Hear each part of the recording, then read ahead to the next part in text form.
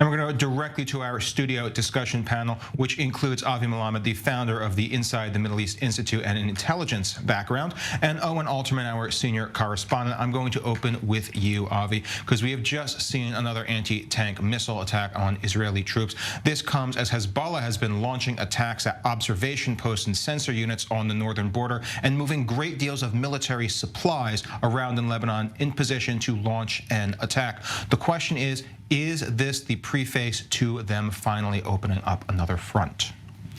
Well, Ariel, thank you for having me.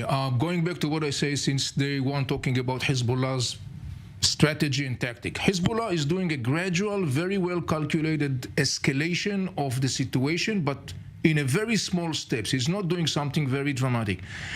And it basically indicating two major purposes. One, Hezbollah wants and hope that through this intimidation that will stop possible Israeli major operation against Hamas. And two, I think it reflects an inner dilemma within Hezbollah and Iranian, because the United States is in the region. President Biden sent a very clear message to the Hezbollah and the Iranians saying don't. They are looking at what's going on in Gaza Strip, and it's definitely not incentivizing Hezbollah to move in full steam ahead. I think that right now, as I'm looking at Hezbollah, when I'm trying to look ahead, I think there is some very interesting component at the Hezbollah's strategy. I think that in a way, Hezbollah is right now preparing the strategy for his PR for the post-war. Let me explain what I mean by that. One of the major issues that the Iranians, the Hezbollah, Hamas, Islamic Jihad were conveying as part of their marketing package to the Arab world was the concept that when the time will come and there will be a war, all those factors, Hamas, Hezbollah, Islamic Jihad, and others will stand shoulder to shoulder and fight. This is not the situation right now, and there is a big question mark whether that is going to be the situation in the future. Right now, you can already hear voices coming from Hamas and from Islamic Jihad and other factors in the Arab world who are actually turning to Hassan Nasrallah, the leader of Hezbollah, and say, where exactly are you? We are waiting. Hezbollah and Iran are still with this dilemma, and the more the war is going to be expanding as expected, their dilemma is going to become more and more acute and relevant, and they will have to make some sort of a decision. So I think, when I'm trying to look ahead, I think that we should expect some sort of like more significant escalation of Hezbollah, but not full steam ahead. Because when I hear the sub-messages of the Hezbollah leader, by the way, a couple of days ago, the second in command of Hezbollah, Naim Qassem, said, we will contribute, meaning Hezbollah will contribute to this effort.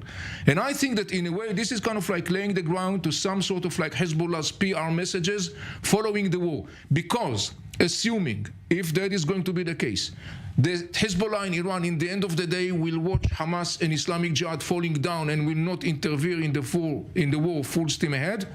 They will come under a massive criticism by the circles in the Arab world, who has been all the time praising the slogans and the rhetoric of the Hezbollah and the Iranians.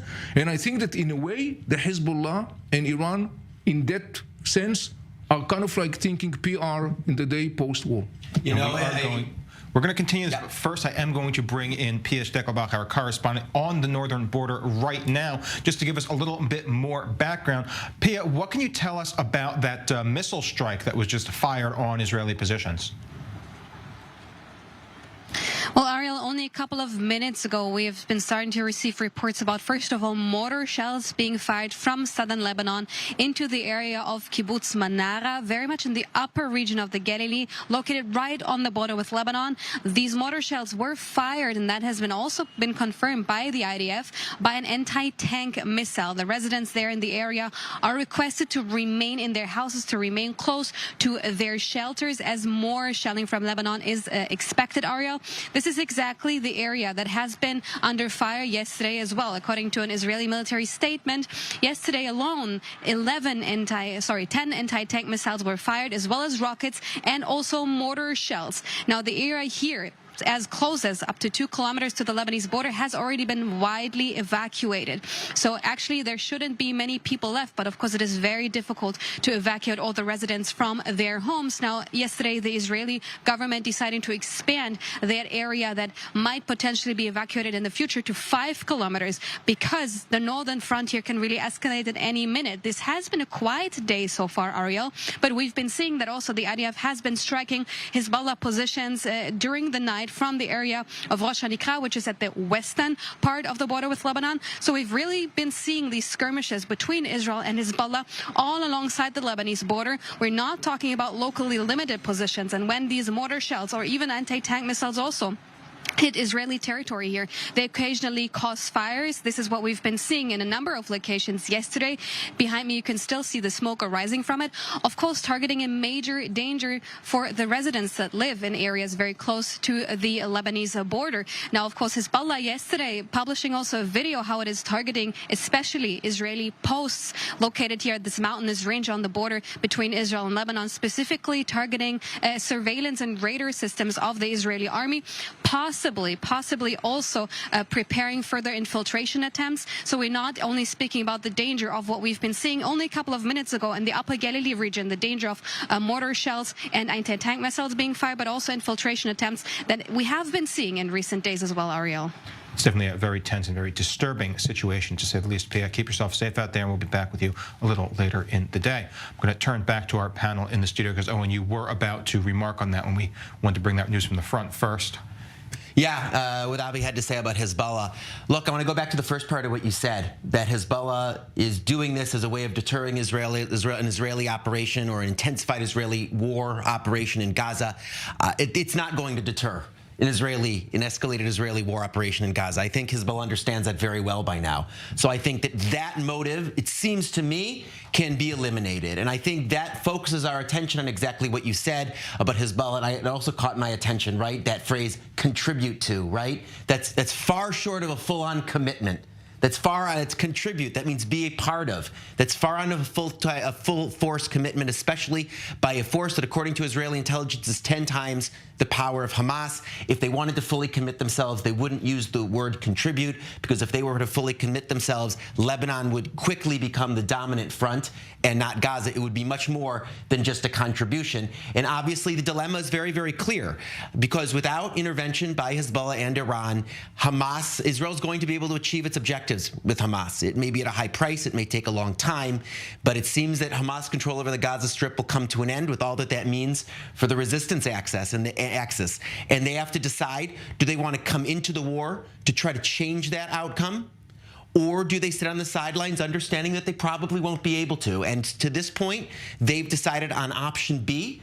But again, if this is going to be as long of a campaign as Israeli leaders and policymakers say it will be, then they can simply wait patiently for what they sense is the right moment where they can come in and from their perspective, be able to land a decisive blow and at least fight this war to a draw or to a victory. Of course, as long as the United States is fully committed with 2 aircraft carriers, that ensures that Israel will win the war. And then it's just a question of how much risk Hezbollah and Iran would want to take. And one would think in that sense they wouldn't take it, which brings us back to what Avi Melamed said, that at the end of the day, this is to flex muscles for the day after, to show the Arab world that they were at least there. But obviously that still gives Hezbollah a bit of a credibility problem, right, given all that they have promised over the course of so many years, and a problem that they will have to reckon with. Avi, does that essentially create a situation where time is for or against Hezbollah, as a ground operation in Gaza drags on and focuses attention there, and Hezbollah keeps this low-intensity striking observation, sensor, and radar dishes in the north, giving them a chance later in the war to possibly blow through a fence and then create a massive infiltration? Or is it working against them because they're simply losing their credibility and they've lost any element of surprise? To the best of my reading and assessment, it is against them. Because look, if the war is going to expand, and every moment that goes by, people will see what's going on in Gaza Strip. Already there is a massive damage caused to Hamas and Islamic Jihad in Gaza Strip, in the infrastructure. And the pictures are there in the Arab world. I'm telling you, there are already right now voices in the Arab world who are saying to Nasrallah, where exactly are you? So the more the war will expand and the more the damage will increase, the less maneuvering capacity, to the best of my reading, would be for Hezbollah, because then there will be a point of like no return. Because if it's going to be clear that Israel is going to move, full steam ahead, Hamas, as Owen said, Hamas rule over Gaza Strip is going to be eliminated, then people will say to the Hezbollah, now you are coming at this point where already this, we don't buy it. And then another thing, people will say to the Hezbollah, you saw what's happening in Gaza Strip. Now we are going to sacrifice Lebanon for a lost cause, meaning the devastation that will inflicted on Lebanon is enormously significant. And then there is one more thing which is very, very significant. As I said from day one, U.S. positions and the U.S. presence in the region, because we have to remember one more thing. There is another arena that is called Syria. And Israel doesn't necessarily have to just be contained to the story of Lebanon. Iran's most significant strategic asset currently in the area of Israel is the deployment that they have in Syria, the military deployment, and that could be very, I would say, exposed to potential attacks. Right now, there is enough military power in the neighborhood that could cause what the Iranian has been building in Syria for the last decade, that could cause within hours an enormous destruction. This is something that the Iranians have to take into consideration, including the Hezbollah. This is part of their biggest dilemma. We don't have to play by the book here necessarily according to Hezbollah's and Iran master plan. We have maneuvering space. So again, when I'm trying to look at what will be Hezbollah's next move, and as Owen said, we are looking at something that is enormously bigger in its capacities than Hamas and Islamic Jihad all combined, I would say that, at least for the short term, we should expect ongoing escalation of the Hezbollah's moves against Israel, yet not total comprehensive and involvement in the war. I would say that if I try to assess what Hezbollah's ultimate participation would be, and I'll be very cautious about it, but I would say, I think that the Hezbollah will target the northern part of Israel, closer to the Israeli-Lebanese border, because there is some sort of like a deterrence equation here, because here is the very simple deterrence equation. Once it's going to escalate to this point, the next moment you will start seeing thousands of Lebanese fleeing from South Lebanon. They will be heading to the Dahda in Beirut. Nasrallah has a bad memories from 2006 with that story. So there is a limited maneuvering capacity. If Hezbollah will try to go beyond it, like targeting more strategic sort of speaking attacks, then you could expect the expansion of the war. And then again, reminding us all, United States of America is present in the region with a substantial military force and a clear statement by the American president, message to the Iranians and Hezbollah, basically saying the one famous word, don't. And maybe one way of looking at this, I don't know if you agree with this, Avi, is what's more important to Hezbollah, its armaments or its reputation? Right? Because if Hezbollah enters the war, especially given Israel's preparedness right now, I mean, these are horrible opening conditions for Hezbollah in a war. All of the communities near the Lebanese border are evacuated. The entire country is mobilized, including hundreds of thousands of reservists. There's zero element of surprise. And there are two American aircraft carrier strike groups, either here or on their way. The leadership of the entire Western world is united with Rishi Sunak on his way, and so on and so forth. These strike me as horrible opening conditions, at least as things stand, for Hezbollah to enter a war. And they would be entering a war with full knowledge that they would lose a lot of their power over the course of the war, while inflicting a huge price on Israel, but they would lose their hard assets. They would lose their hard assets and their reputation inside Lebanon, at least, potentially. On the other hand, they might enhance their reputation right around the Arab world, being seen as those who are resisting. They're a resistance group. They're a resistance group. This is the time for, quote, resistance. As tangled and as despicable as that phrase is, the way it's used by Hezbollah, because of course it's not resistance, it's largely terrorism, with the understanding they'll probably be targeting civilian targets, at least in large part. But maybe they would be willing, this is the devil's advocate case, to give up their arms in order to enhance their reputation. Or maybe not. They have a lot of arms, so maybe that's too big a price. And I guess the next question is, we're looking at one arena, but there are more arenas in play here, Avi, because it's not just the North, it's not just the South. Ultimately, we know that Hamas has already committed to the war. There's no further they can commit to this war, and they still have significant assets, not just in Gaza, but also the power network they've been building in the West Bank as well. Could they be able to activate that and open yet another front that's already been committed? Definitely. I mean, Hamas would like very much to see the West Bank inflated. They would like very much to see inside Israel the repeating and even escalating scenes of clashes between Israelis, civilians and Israeli Arabs inside Israel. Hamas is trying to play in different arenas. By the way, in the context of the story of right now in Gaza Strip, Hamas has two major cards he's desperately trying to play with, to maneuver with. One is the story of semi-story like this hospital story, when Hamas is trying to play the card of humanitarian crisis and so on and so on. And in that essence, in that context, I would say something very significant, and it should be particularly addressing the international media. Hamas are masters in fabricating and staging. And I would be very careful with every piece of information coming from Hamas, from the Ministry of Health in Gaza Strip, which is Hamas, and so on and so on. We have to remember that Hamas we have no restrictions when it's come to fabricating and staging. And I will add something else that we have to take into consideration. I will not exclude the possibility that Hamas deliberately will booby trap hospitals or public facilities, and he will detonate them in order to try desperately to stop. Basically, we saw what happened with the story of the hospital. When it comes to Hamas and Islamic Jihad with Hezbollah, we should remind ourselves there is no limit to their evilness, there is no limit to their sophistication, there is no limit to the way they are able to manipulate. They understand and know how to manipulate. We have to be very much aware of that. So this is one aspect. The other aspect, the other story, the hostages.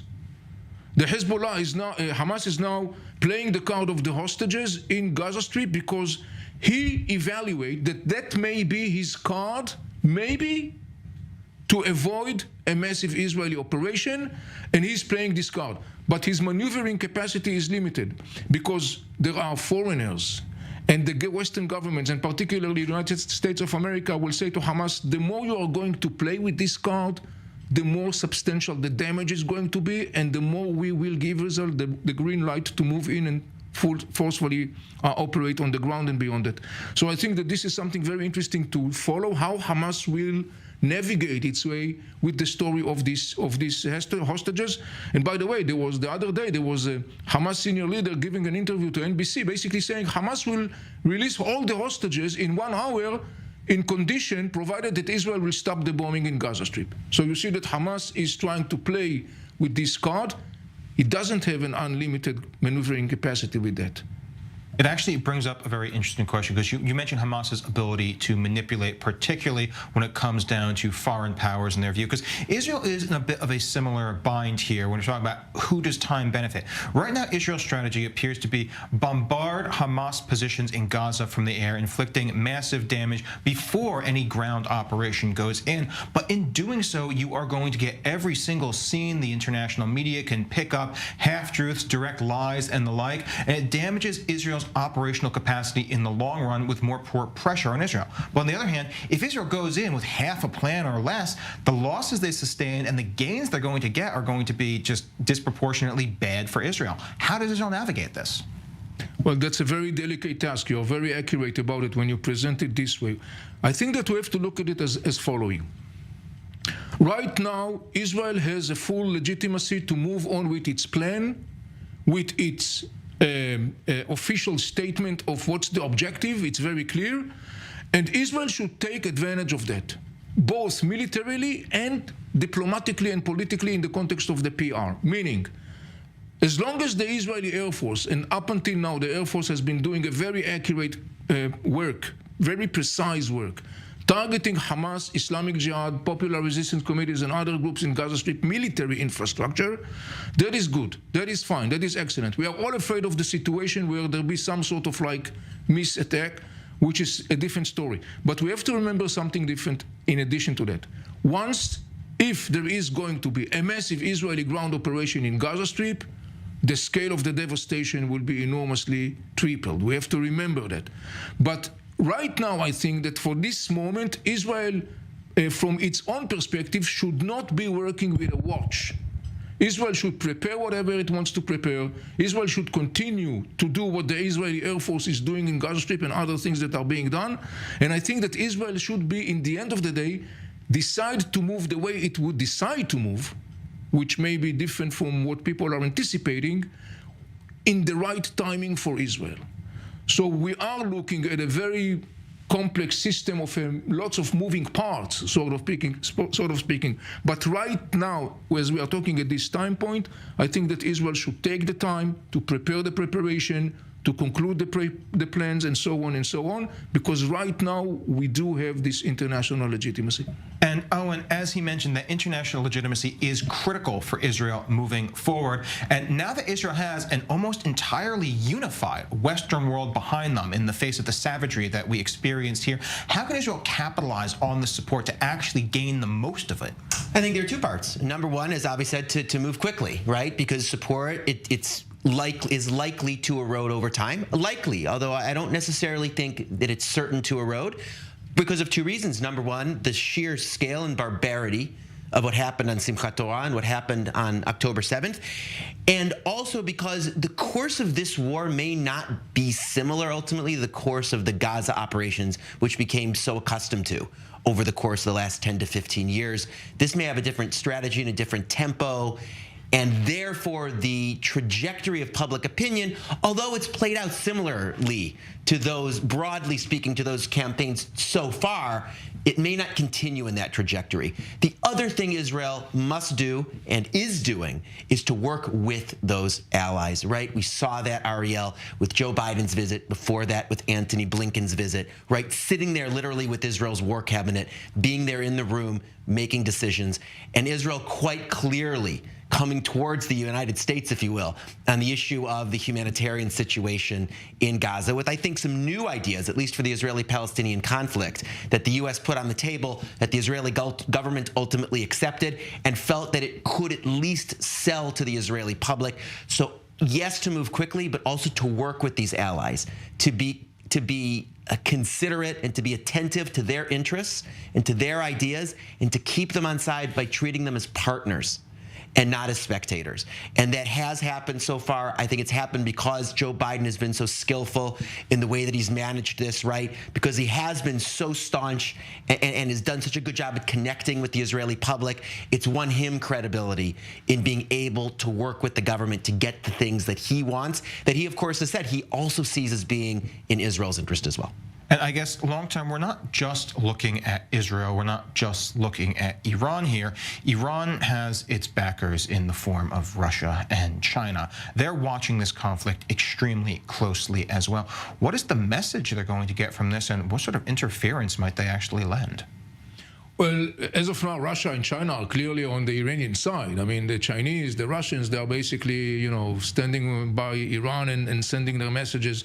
Look, China and Russia are playing along their interests. That could change. The melody could change the next day or the next week, whatever. We have to remember, Iran is a very significant player in the Middle East. It's a big nation. It's a big country. It has a very significant relationship with Russia and China. Reminding us all, Iran is supporting Russia in the war in the Ukraine. The Iranian assault drones and other things. Iran and China has a very close relationship. So it's only natural to see that they are standing by the Iranians. China and Russia at the same time have a very significant relationship with Israel.